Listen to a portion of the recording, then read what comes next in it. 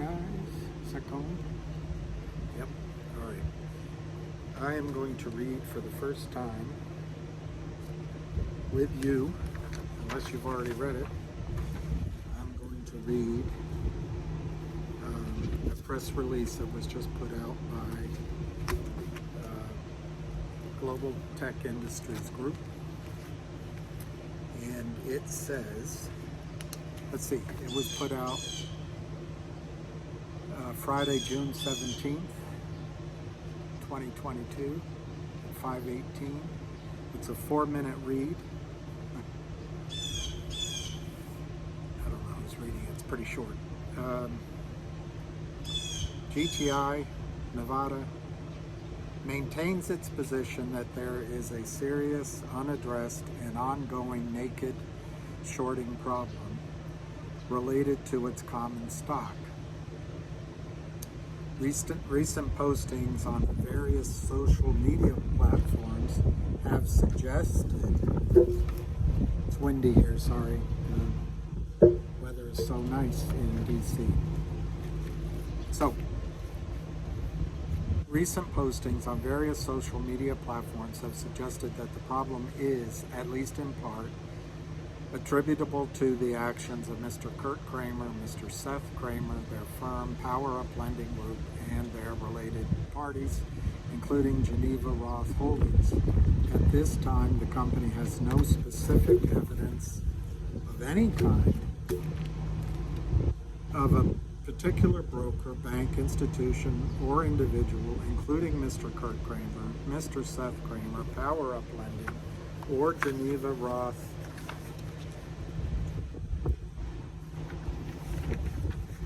Holdings.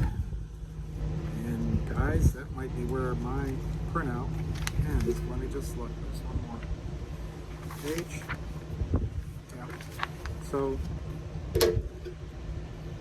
the way Yahoo printed it out, it chopped off a little bit there, but I think that's in essence it. And then David Reichman goes on to say, GTII does not release information on social media platforms.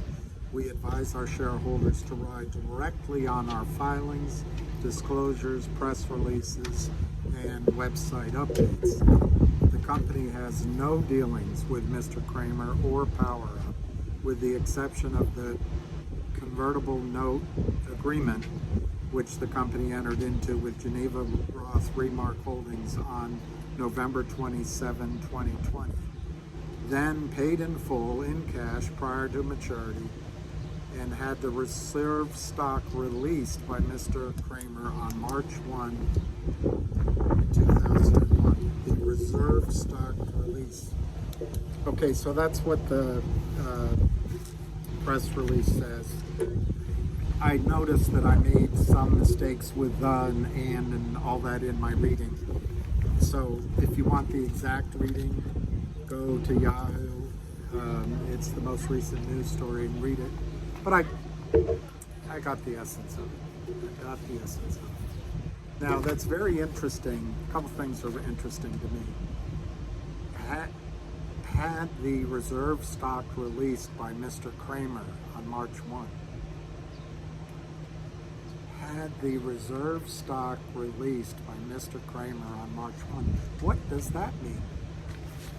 Well, let me go to a related party transaction, which has nothing to do with GTII, has nothing to do with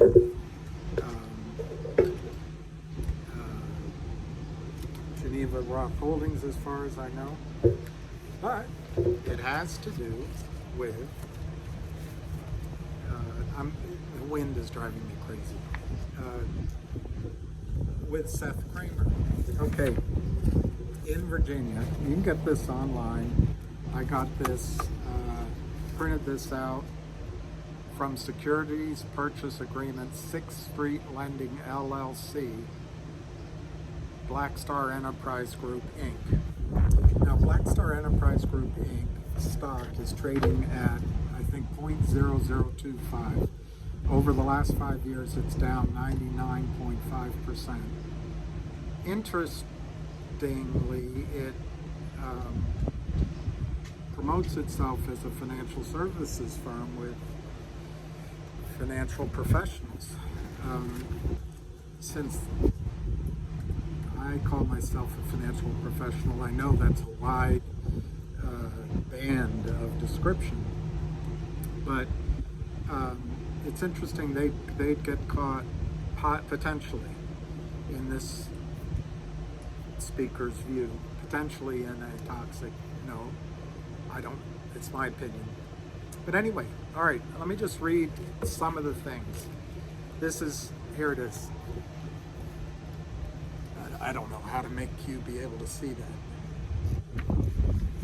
So it's called Securities Purchase Agreement, 6th Street Lending LLC, which I believe is a Kurt Kramer product.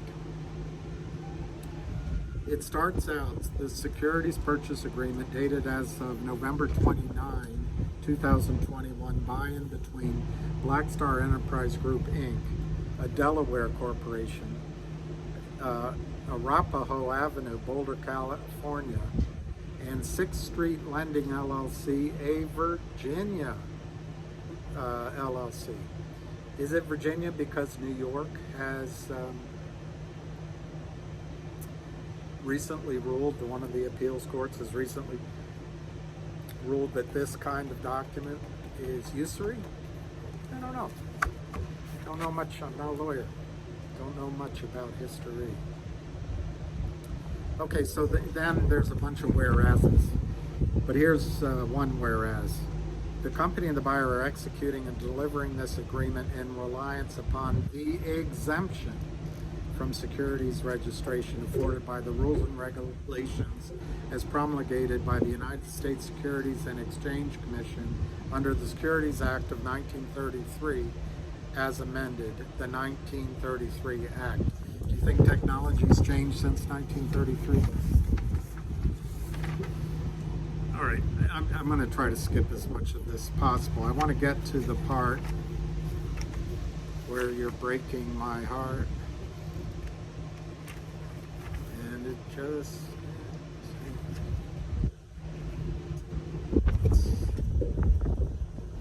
something once more. Should you do what? All right, here we go. This is Section 5, Transfer Agent Instructions. And I have a feeling even Hamster, as smart as the Hammeister is unaware of this. He might, let me not say that, but this is pretty powerful. It's number 5 under this agreement. It looks like page 13 out of 23, but that could be my printer. Print it out yourself. There, by the way, just before it says the buyer is not a dealer. So the buyer would be the buyer of the note, I guess, would be Kramer. They acknowledge that the buyer has not acted as an underwriter, nor has it acted as a market maker or specialist, has not acted as a de facto market maker, or conducted any other professional market activities, such as providing investment advice. Better not. With something like this, going to wipe out your company. Anything they say that's positive would be a misstatement.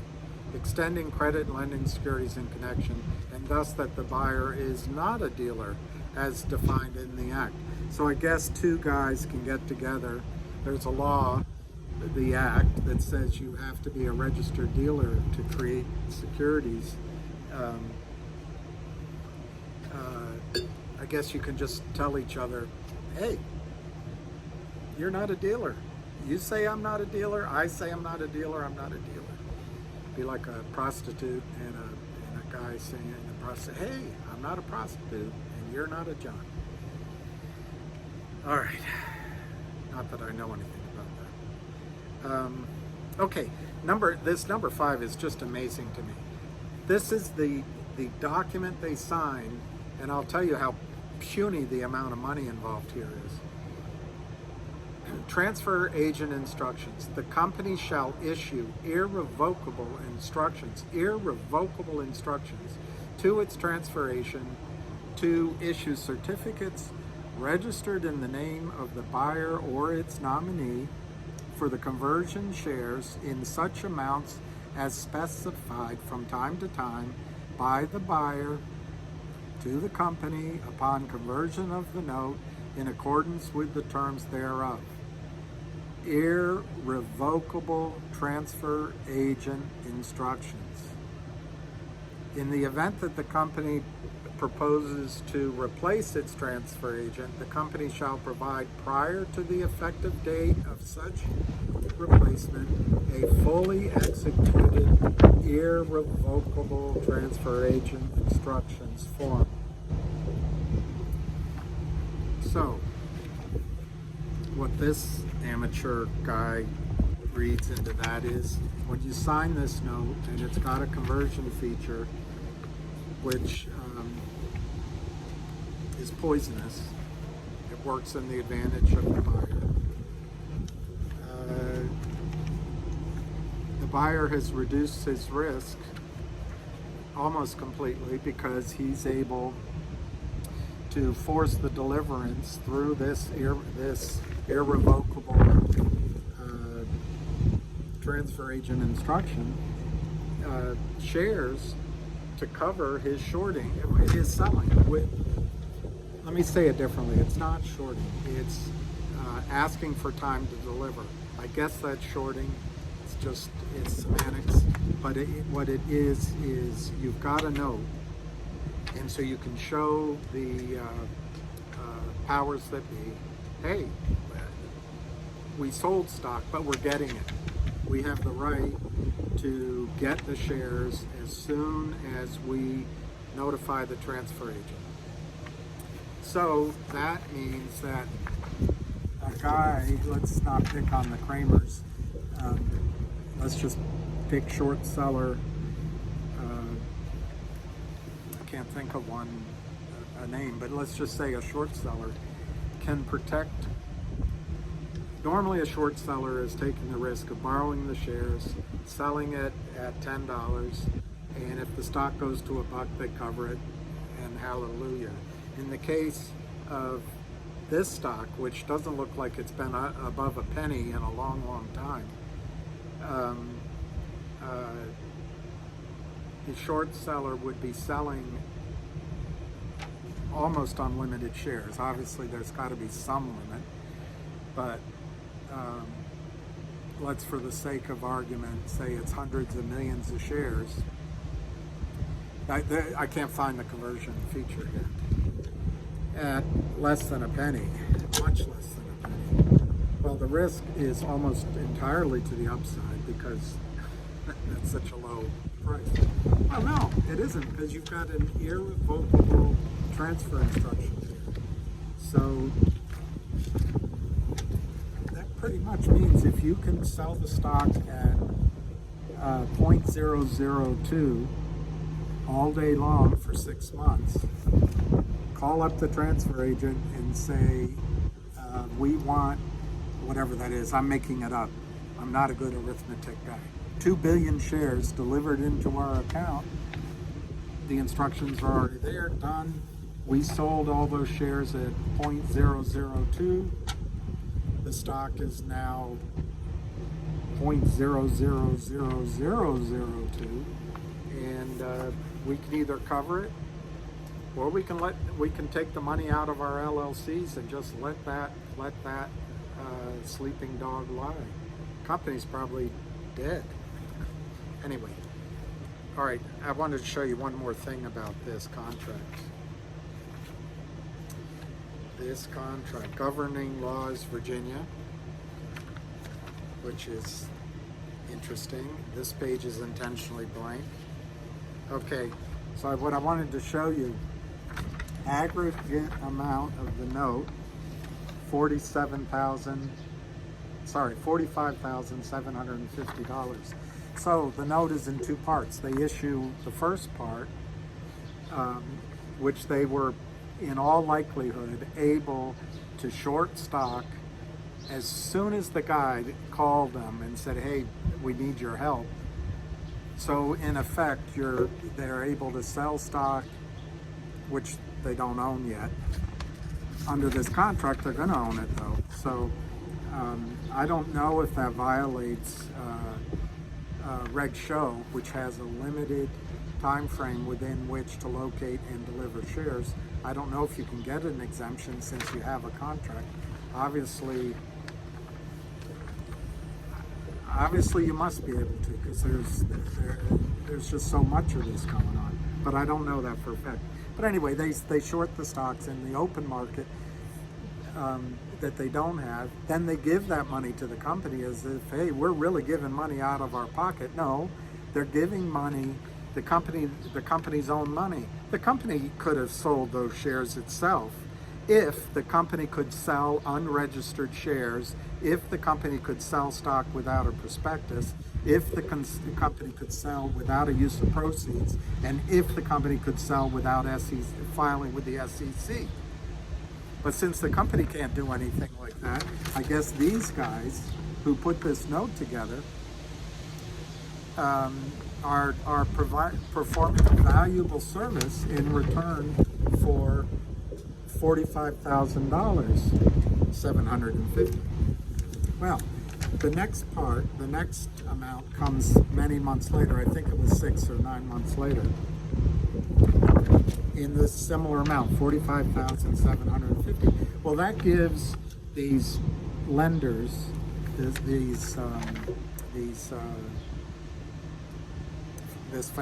deep-pocketed financial institution, plenty of time to again sell on behalf.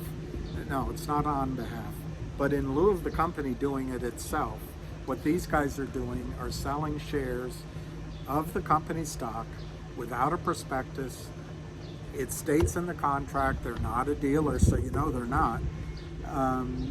And it states in the contract they're seeking exemption of the Reg 1933 Act. So the Securities Act, sorry. So what they're doing by sidestepping the SEC, sidestepping the Securities Act of 1933 as a favor to the company, is selling shares of the company stock without a prospectus. Again, I hate that word again. Don't you hate it? But that's how memes are. Memes get in your head. So they're selling without a prospectus, without a use of proceeds, without notification. And they're saying to the company, we've lent you $45,750, but we're going to continue selling so we can get you the other $45,750. And now that it's on a slippery slope to hell, how's that Merle Haggard song go? Are we really rolling downhill like a snowball headed to hell? Yeah, that's what's happening to the stock price. So they keep selling and they keep selling. And it's as if they're saying to the SEC, hey, we're not a dealer. They're saying to the shareholders, hey, suckers, you shouldn't have bought into this stock. But I'll tell you what, we know under the auspices of this contract that we can pick your pockets. I'm making the numbers up, but with a stock at 0.0025, we can pick your pocket for 1, 2, 3 billion shares. I made that number up. And we know what to do with those proceeds better than you do. We will donate to Children's Hospital. We have a nice community up in the suburbs of the city we operate, and we have a beautiful home, beautiful wife, our children to go to great schools. So this money can go to future benefit for our clique. But anyway, I wanted to show you 6th Street Lending. Can you read that? 6th Street Lending. Kurt Kramer, president. Kurt Kramer, president. Okay. So I wanted to show you